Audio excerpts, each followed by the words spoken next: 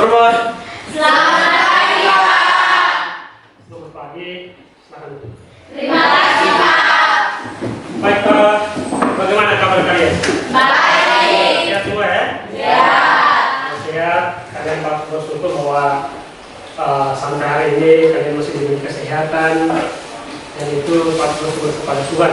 Baik, sebelum kita mulai kegiatan belajar hari ini, mungkin satu bisa mengangkat kita dalam doa. Siapa yang mau pimpin? Pakai mic.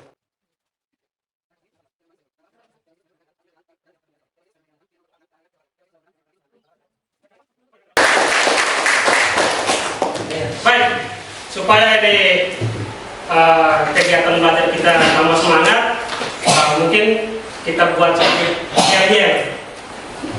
Siapa yang mau jadi leader di sini, pemimpin di sini? Saya, Pak. Oke, mari. Ini untuk menyemangati kita dalam kegiatan belajar kita. Oke, coba semua berdiri, semua berdiri.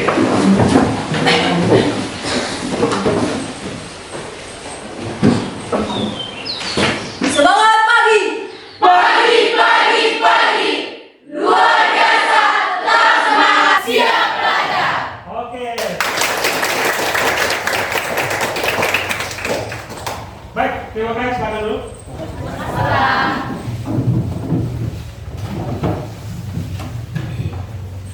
Pak akan absen dulu. Pak Frelia. Hadir, Pak.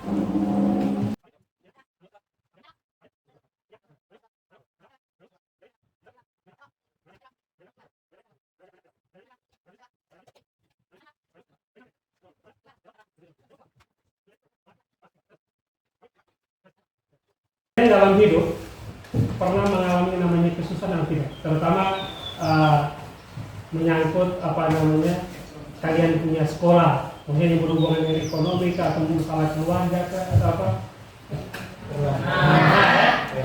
Pernah. Terus kalian menyikapi kesusahan yang kalian alami itu dengan cara apa? Misalnya begini, pagi-pagi saya mau datang sekolah tapi tidak ada uang. Itu kan bagian dari kesusahan juga, kan? Masa derita yang kalian alami mungkin karena orang tua saat itu belum memiliki uang atau tidak punya uang, ya toh? Ya. Itu sebagai anak sekolah, kira-kira ketika kalian temukan hal seperti itu, apa yang kalian sikapi? Ya? Apa yang kalian sikapi? Saya tetap pergi, bahwa pendidikan itu penting. Jadi biar bagaimanapun saya tetap pergi, biar jalan kaki saya tetap pergi. Begitu kan? Ya. Berarti kalian punya tekad untuk mau sekolah, toh? Ya. Ini Pak akan tayangkan satu video. Video ini yang berkaitan dengan bagaimana seorang anak sekolah dia mengalami berbagai masalah, terutama masalah-masalah sosial yang berkaitan dengan kehidupan ekonomi mereka, tapi dia punya tekad untuk tetap sekolah bahwa pendidikan itu penting. Mungkin dari tayangan video ini bisa menjadi inspirasi untuk kalian, bisa menjadi motivasi untuk kalian bahwa kita manusia itu pasti mengalami namanya kesusahan, tapi kesusahan itu tidak menjadi halangan untuk tetap bersekolah, toh? Ya. Akan tayangkan video ini. Mungkin teman-teman pernah merasa jenuh, malas untuk pergi ke sekolah. Entah itu alasannya jarak yang jauh, tidak ada kendaraan, hujan, atau mungkin sepatu yang menurut teman-teman itu kurang keren, atau macam-macam lah alasannya. Berikut ini ada cuplikan video yang semoga bisa menjadi bahan renungan dan semoga bisa menjadi cambuk bagi teman-teman untuk lebih semangat lagi dalam menimba ilmu. Ketika kamu malas karena jarak yang begitu jauh, lihatlah video ini.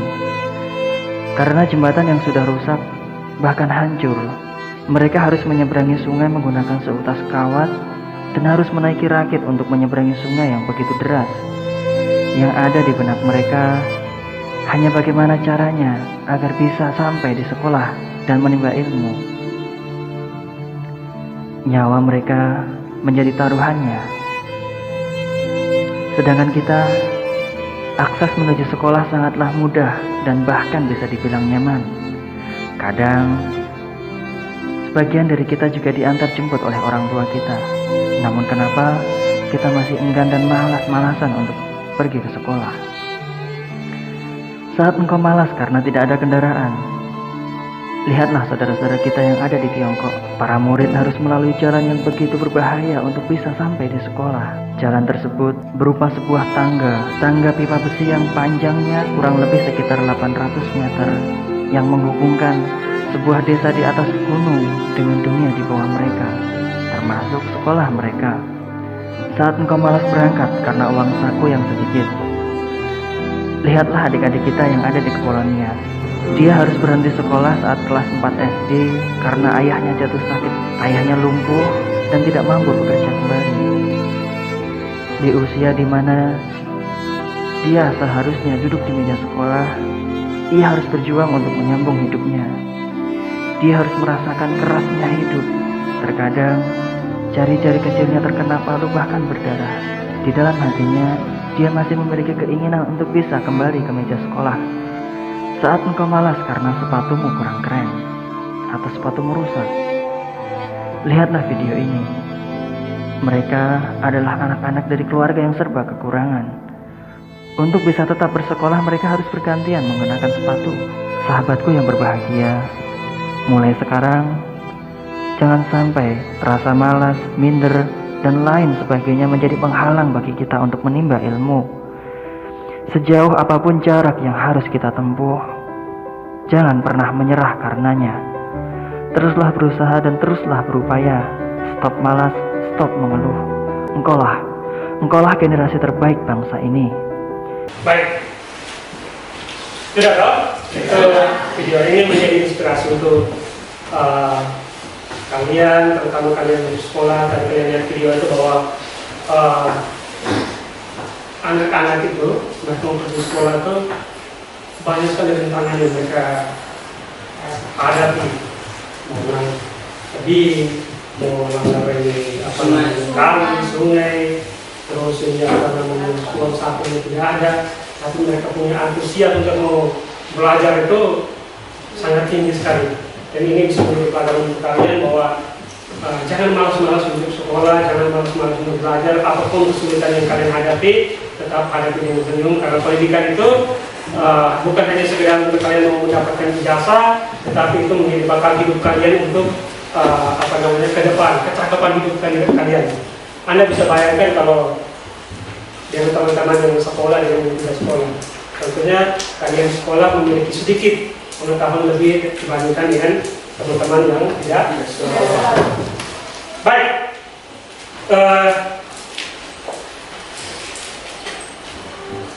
kan lalu kita sudah berbicara tentang manusia purba, toh? Ya. Siapa yang masih ingat materi kali lalu, terutama yang berkaitan dengan jenis-jenis manusia purba? Ada berapa jenis manusia purba? Ada tiga. Coba ini siapa yang mau sebut? Putri, coba bangun. Ada 3 jenis manusia purba. Yang pertama Meganthropus paleogeneticus, yang kedua Pithecanthropus paleogeneticus yang terdiri dari Pithecanthropus mojocertensis, Pithecanthropus erectus, Pithecanthropus soloensis. Dan yang ketiga ada Homo yang terdiri dari Homo wajakensis, Homo soloensis, Homo floresiensis, Homo sapiens. Oke. Beri aplaus untuk Putri.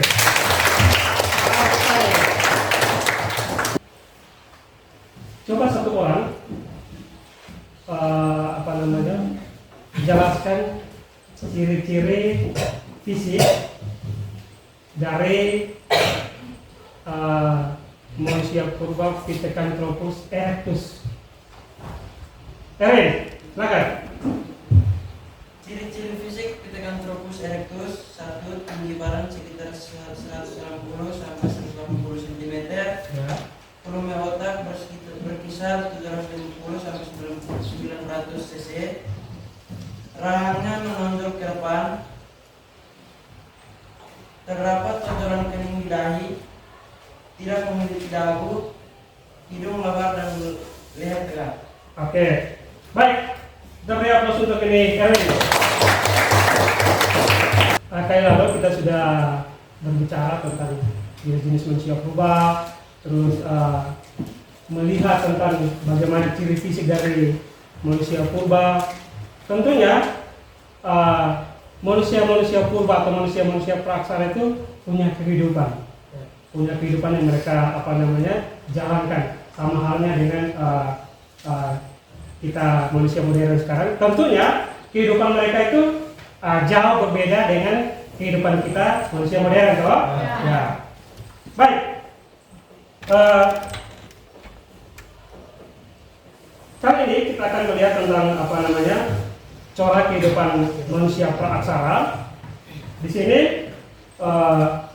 ada tiga tujuan pembelajaran yang perlu kita capai. Baik, saya minta satu orang coba bacakan tujuan pembelajaran yang perlu kita capai. Oke, buat. Tujuan pembelajaran pertama, siswa dapat menganalisis karakteristik kehidupan masa praksara dari masa berburu dan mengumpulkan makanan hingga sederhana hingga masa perundagian dengan benar. Yang kedua, siswa dapat menganalisis hasil-hasil kebudayaan masyarakat praksara pada masa berburu dan meramu, bercocok tanam dan perundagian secara tepat. Yang ketiga, siswa dapat menganalisis manfaat dan pengaruh nilai hasil-hasil budaya praksara yang masih ada hingga saat ini secara tepat. Baik, terima kasih untuk Rensa. Kita beri aplaus untuk Rensa. Baik, ini Pak ada tayangkan dua gambar. Gambar ini jelas nih, gambar ini. Ya. Apa yang kalian ketahui tentang gambar ini? Ini gambar apa ini? Coba satu orang, coba. Ya? Gambar manusia purba. Siapa lain lagi? Putri. Gambar manusia yang sedang berburu dan membangun suatu tempat untuk berteman. Gambar manusia purba yang sementara berburu dan membangun suatu tempat untuk tinggal. Ya. Siapa lain lagi?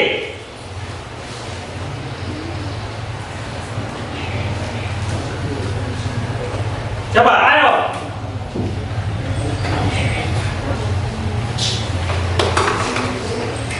Kan saya bilang ini gambar manusia purba. Putri bilang ini gambar manusia purba yang sementara berburu, kemudian ada mereka beraktivitas dalam hal ini membangun tempat tinggal mereka. Masih ada lagi? Oke. Jadi ini gambar tentang perlataan atau masyarakat praaksara. Dari gambar ini kita bisa melihat bahwa kehidupan mereka itu masih sangat sederhana. Di sini kita lihat bahwa berdasarkan perkembangan corak kehidupan manusia praaksara itu dibagi menjadi 3 masa, yaitu masa berburu dan mengumpulkan makanan, masa bercocok tanam, dan masa perundagian. Dari ketiga masa ini, tentunya corak kehidupannya itu berbeda-beda. Masa berburu dan mengumpulkan makanan, corak masyarakatnya berbeda, kemudian masa bercocok tanam berbeda juga, dan masa perundagian berbeda juga. Kemudian dari masa berburu dan mengumpulkan makanan ini dibagi menjadi 2 zaman, yaitu zaman Paleolitikum atau yang bisa disebut dengan zaman batu tua. Ini berlangsung kurang lebih 600 tahun yang lalu. Kemudian ada zaman Mesolitikum. Ini disebut juga dengan zaman batu media. Ini berlangsung kurang lebih 8.000 sampai dengan 450 Masehi. Sementara masa bercocok tanam ini dibagi menjadi 2 zaman, yaitu zaman Neolitikum dan zaman Megalitikum. Zaman Neolitikum atau batu muda itu berlangsung setelah berakhirnya zaman Mesolitikum. Sementara zaman Megalitikum atau zaman batu besar itu berlangsung kurang lebih 3.500 sampai dengan 1.000 tahun Masehi. Sedangkan masa perundagian ini dibagi menjadi 2 zaman, yaitu zaman perunggu dan zaman besi. Yang menjadi ciri khas dari zaman perundagian itu bahwa hasil-hasil kebudayaan itu sebagian besar itu terbuat dari logam dan besi.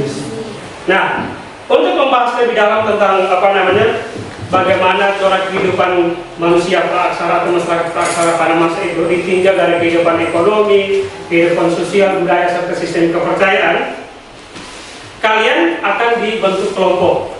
Dari kelompok ini kalian akan menganalisis tentang pola kehidupan manusia praaksara ditinjau dari kehidupan ekonomi, kehidupan sosial dan budaya serta sistem kepercayaan.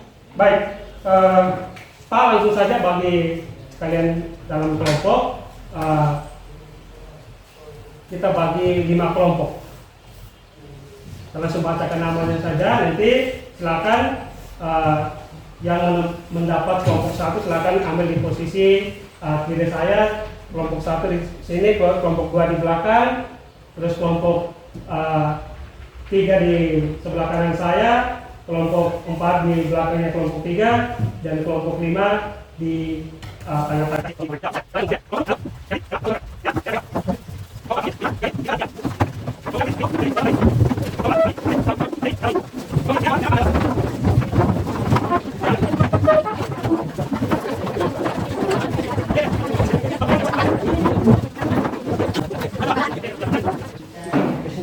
Baik, jadi tugas kalian nanti setiap kelompok kalian akan menganalisis pola kehidupan manusia praaksara ditinjau dari kehidupan ekonomi, sosial, budaya dan sistem kepercayaan. Jadi mulai dari masa berburu dan mengumpulkan makanan, terus masa bercocok tanam dan masa penggajian. Di sini Pak akan membagikan LKPD-nya beserta dengan bahan bacaan. Kalian bisa jadikan ini sebagai referensi untuk kalian untuk bekerja secara diskusi kalian, bekerja menyelesaikan masalah ini. Kalian bisa juga gunakan HP kalian atau smartphone kalian untuk mencari referensi tambahan untuk pemahaman kalian. Ya, sudah paham Pak? Sudah.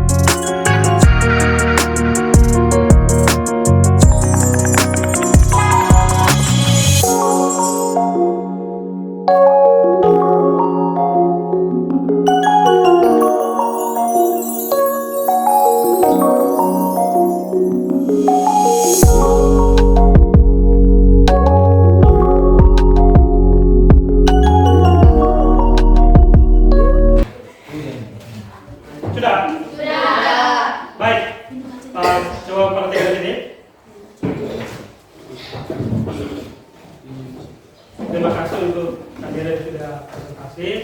Sekarang tiba waktunya untuk tiap-tiap kelompok maju ke depan sini untuk presentasikan diskusi kalian.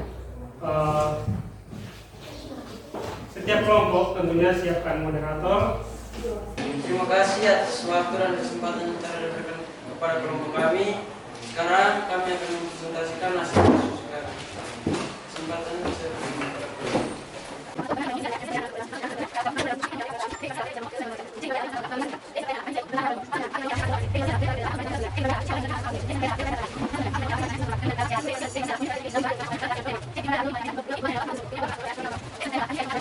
sekian hasil diskusi kami.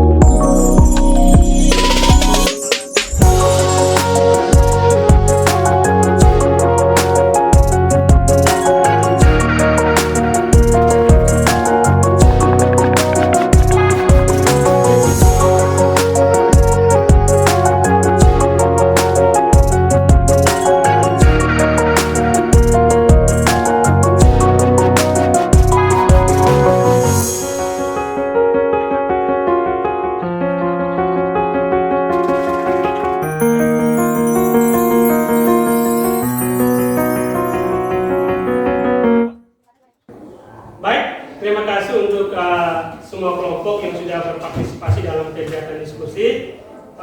Sekali lagi kita beri aplaus untuk kita semua.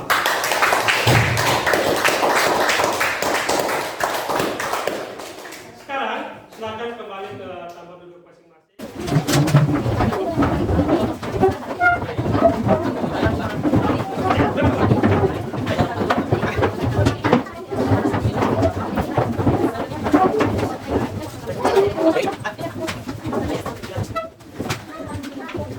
Baik, coba perhatikan sini. Dari kegiatan diskusi, terus kegiatan presentasi tentang kehidupan manusia pada masa berburu dan mengumpulkan makanan, pada masa bercocok tanam, pada masa pendakian. Dari materi ini, siapa yang bisa kasih kesimpulan tentang hasil diskusi kalian tadi?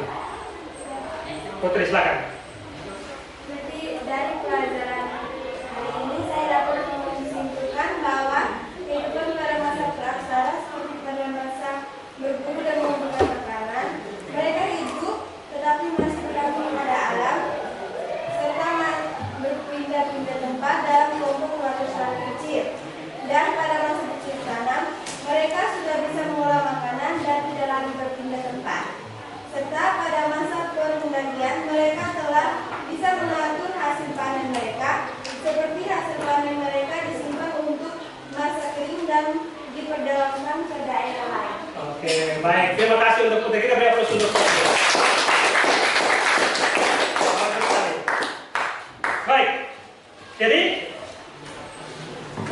dari diskusi kalian, presentasi kalian, kita bisa simpulkan bahwa corak kehidupan manusia praaksara pada awalnya itu hidup masih berpindah-pindah atau disebut dengan nomaden, ya toh? Ya. Jadi mereka tidak hidup menetap. Kemudian mereka mengalami perubahan dari nomaden ke semi nomaden. Jadi awalnya hidup menetap, mulai hidup antara menetap dan tidak menetap, masih berpindah-pindah tapi tidak seperti di masa nomaden.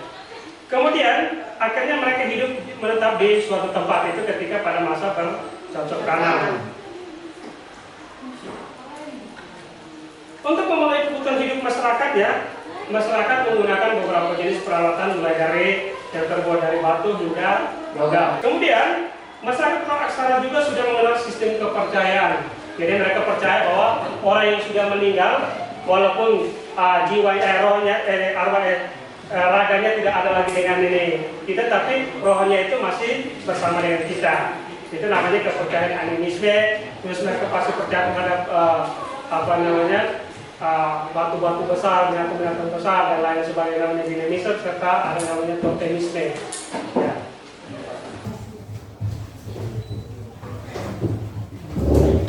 Sekarang tiba waktunya untuk Pak akan melakukan soal untuk kalian jawab.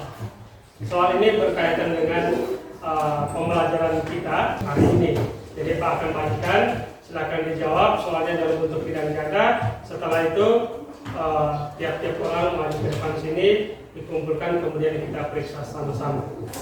Yang dapat 100, lantar dia keluar dari sini, dia akan dapat hadiah dari saya.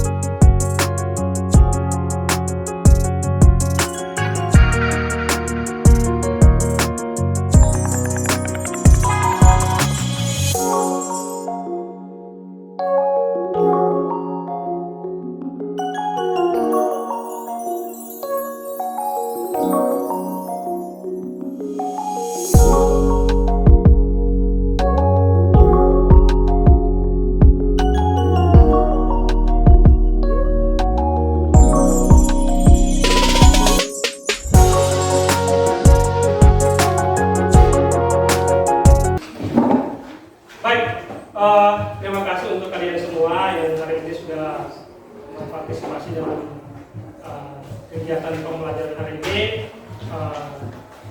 Jangan lupa tetap semangat belajar, semangat sekolah, dan tetap berdoa. Ingat bahwa sebentar lagi kita akan ujian, jadi siap diri baik-baik menghadapi asesmen untuk pertama kalinya di kelas 10 ya. Baik, minggu depan kita akan membahas tentang hasil-hasil kebudayaan masa praaksara. Harapan saya pulang asrama, pulang rumah, coba dari referensi yang berkaitan dengan hasil-hasil kebudayaan masa praaksara, sehingga minggu depan ketika kegiatan pembelajaran kalian sudah memiliki pengetahuan. Baik, kita beri aplaus sekali lagi untuk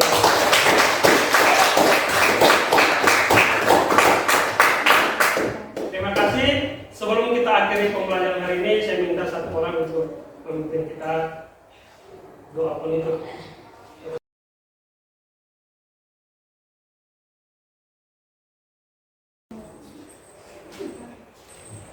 Baik, kita beri aplaus sekali lagi.